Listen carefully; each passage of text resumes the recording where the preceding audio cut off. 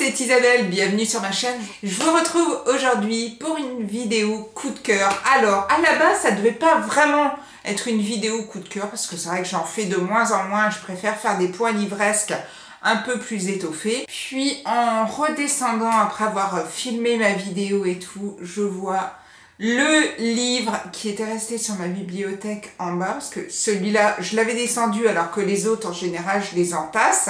Mais comme je l'avais tellement aimé, j'avais montré à mon conjoint le livre, et du coup, je l'ai laissé en bas, il est resté en bas. J'avais complètement zappé d'en parler dans ma dernière vidéo.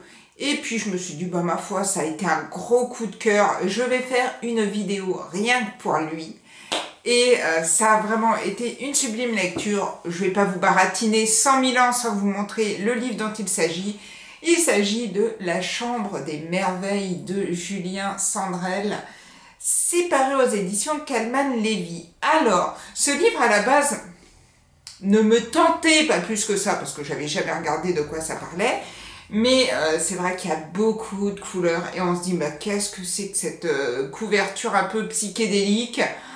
Et en général, quand il y a ce genre de couverture très gaie et tout, je me dis non, c'est bon, ça va pas me plaire. À la fête du livre du Var, c'était en novembre 2018, l'auteur était présent. Et j'avais regardé vite fait, pendant qu'il était occupé avec quelqu'un d'autre, pour voir de quoi ça parlait, parce que ça m'intriguait quand même, cette couverture colorée. Puis quand je suis dans un salon du livre, j'aime bien regarder un petit peu les livres qui me tentent ou qui pourraient me tenter. Et puis c'est vrai que celui-là, j'en avais quand même entendu moi beaucoup parler. Je sais pas vous si vous en aviez entendu parler, mais en bien. Du coup, je m'étais dit, je vais quand même regarder de quoi ça parle.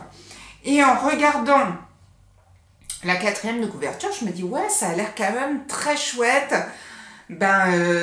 C'est quelque chose de triste, forcément, mais je me suis dit, ça doit être vraiment très très beau à lire. Je me voyais vraiment totalement dedans. Et puis j'ai hésité. Je prends le livre, je prends pas. Est-ce que je le prends pas. Et puis je l'ai pas pris. Et arrivé à la maison, je me suis dit, mince, quand même, c'est dommage, j'aurais peut-être dû le prendre. Bon, je dis, c'est pas grave, j'irai le prendre. Si je l'ai pas dans le réseau de la médiathèque, j'irai le prendre chez mon libraire. Il était dans le réseau de la médiathèque. J'ai mis un peu de temps à le faire venir, jusqu'au jour où je me suis dit, ah, mais oui, tiens, il y a ce livre qui me tentait bien. Et comme l'auteur vient d'en sortir un nouveau, je me suis dit, quand même, je vais lire le premier d'abord. Et donc, je me suis fait venir La Chambre des Merveilles.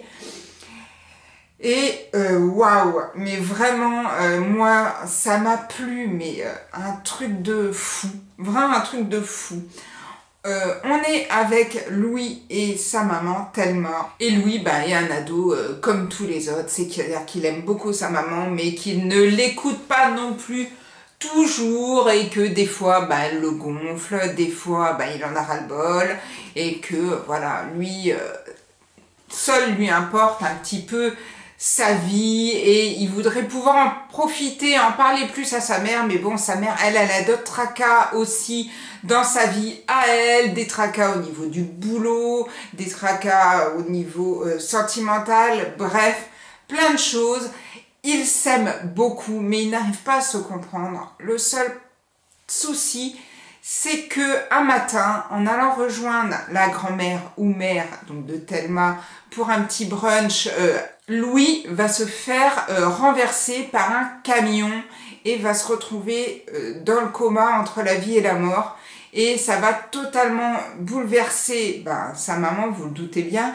Vu qu'elle n'a que Louis dans sa vie, c'est vrai que ça va totalement chambouler son existence à elle. Et elle va se rendre compte qu'elle a peut-être un peu laissé de côté aussi son enfant. Et elle va à tout prix vouloir rentrer un petit peu dans la vie de son ado et elle va découvrir dans sa chambre, pendant que Louis est dans le coma, pendant qu'elle est elle dévastée, elle va retrouver un petit carnet caché sous le lit et ce livre en fait dresse la liste de tout ce que Louis veut faire avant de mourir et comme il est sur un lit d'hôpital cloué dans le coma, Thelma va décider de vivre tous les rêves de son enfant pour lui en fait. Et c'est vraiment un roman, mais c'est hyper touchant, c'est tellement bien écrit. Alors forcément, je suis une maman, donc ça m'a touché encore plus. Bon, la mienne a 11 ans et Louis a 12 ans, donc je suis vraiment, moi, dans cette période là où je pense, où ma fille m'aime beaucoup, il n'y a aucun souci là-dessus, mais où justement, des fois, je la gonfle totalement et qu'elle en a un petit peu ras-le-bol. Et je me suis vraiment totalement retrouvée dans le personnage de Thelma et comment on réagirait dans la situation de cette maman. Et on vit tout ça vraiment par procuration. On vit aussi en fait la réalisation de ses rêves.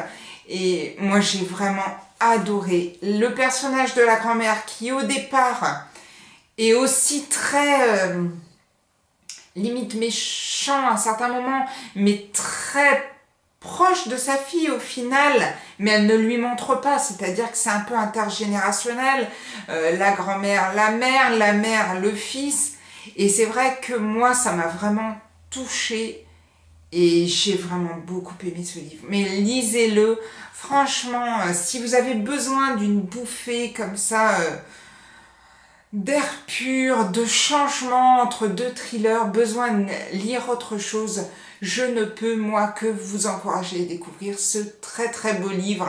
Et nul doute que j'achèterai le suivant, enfin le suivant qui n'est pas une suite puisque ce sont des one-shots, mais c'est vrai que du coup j'ai tellement été prise par l'écriture de l'auteur, j'ai tellement été bien et happée par ce livre que je vais me procurer le suivant.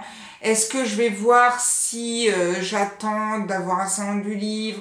C'est vrai que souvent je suis un peu embêtée parce que mai il y a le salon du livre de hier, juin il y a le salon du livre de Nice. Je me dis bon, si j'achète le livre, après aller se faire dédicacer un livre qu'on n'a pas pris, enfin bon, après je me prends la tête pour des broutilles, mais je lirai le suivant sans aucun doute. Je ferai lire ce livre à tout mon potentiel de lecteur qui pourrait se laisser happer par ce livre-là.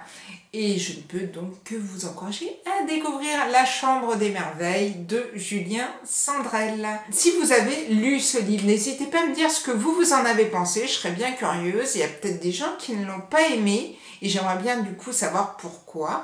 Et si vous ne l'avez pas lu, si vous avez l'intention de le lire, n'hésitez pas à me laisser après votre avis, revenir même quelques mois après pour me dire ce que vous en avez pensé, ça fait toujours plaisir.